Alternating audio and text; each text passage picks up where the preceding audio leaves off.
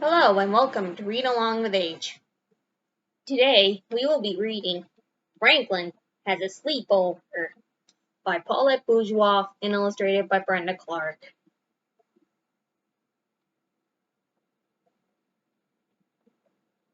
Franklin could count by twos and tie his shoes. He could zip zippers and button buttons. He could even sleep alone in his small dark shell, so Franklin thought he was ready for his first sleepover. He asked his mother if Bear could stay overnight. All right, said Franklin's mother, but where will Bear sleep? Franklin's room was small for a turtle and a bear. What do you think is going to happen? We could sleep in the living room, suggested Franklin, and we could have a campfire outside and... Wait a minute, laughed Franklin's mother. You haven't even asked Bear yet. Bear did a happy dance after Franklin called. May I please go? He asked. His parents worried that the two friends would keep each other awake all night.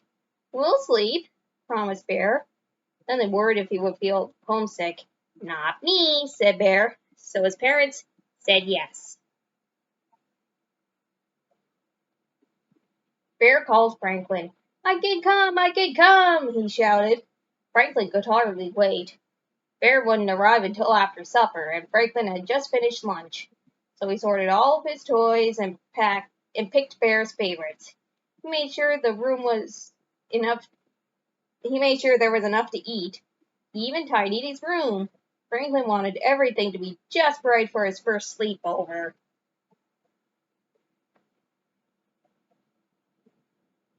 Bear was excited too. He couldn't decide what to bring and what to leave behind. He filled an enormous bag with toys, books, a pillow, a sleeping bag, a puzzle, and a flashlight. He packed slippers, a toothbrush, and a snack. He put his bunny on top of the bag, and every hour he asked if it was time to go. It's pretty exciting. After supper, Franklin sat by the window waiting for his friend. Finally, Bear and his parents arrived. Have a good time, they said. Bear gave Bear gave them each a great big hug. We're camping in the living room, said Franklin. Oh, I've never done that before, said Bear. He laid out his sleeping bag and Franklin made a tent from a tablecloth. This is going to be so much fun, giggled Bear. We used to have a big tent in the living room whenever I was growing up. They played all their favorite games. Before long, it was dark outside. How about a campfire? Asked Franklin's father. With marshmallows? Franklin licked his lips. And hot dogs too, said Franklin's mother. Oh boy, I love campfires. Franklin's father told Bear and Franklin what to do. They gathered sticks and twigs at the edge of the woods and helped to lay the fire. They filled a bucket with sand and another with water. I'll light the fire, said Franklin's mother. There was a crackle and sparks jumped into the air.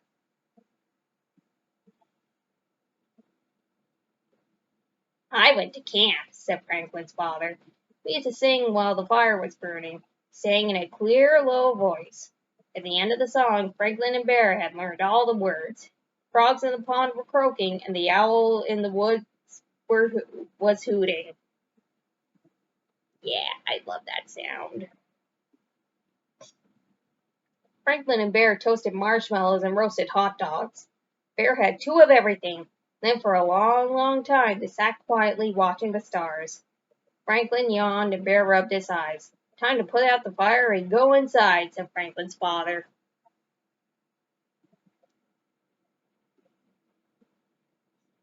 When Franklin and Bear were ready for bed, Franklin's parents gave them both a glass of water and a goodnight hug. Sleep tight, they said, turning off the light. The two friends lay still for a moment. Then Bear turned on his flashlight. Franklin, he whispered, I don't feel good. Oh, what do you think is wrong? Did you eat too much? Asked Franklin. No, sniffed Bear. A tear ran down his cheek. What's wrong, then? Bear looked around. I miss my room. Oh, said Franklin. Then he had an idea. Bring your bed and come with me. We could sleep in my room. Bear found a cozy spot and snuggled into his sleeping bag. After a moment, he turned on his flashlight again. What's wrong now? Franklin asked. My mother always says good night to my bunny, whispered Bear. So Franklin gave the bunny a hug. Good night, bunny. Good night, Bear, he said. Soon they were fast asleep.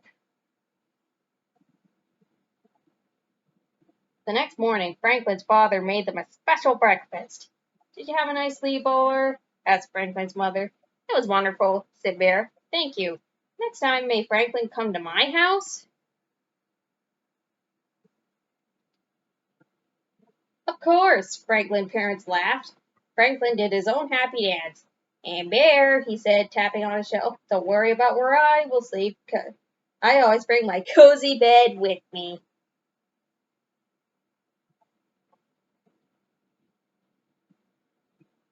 And that's the end of Franklin Has a Sleepover.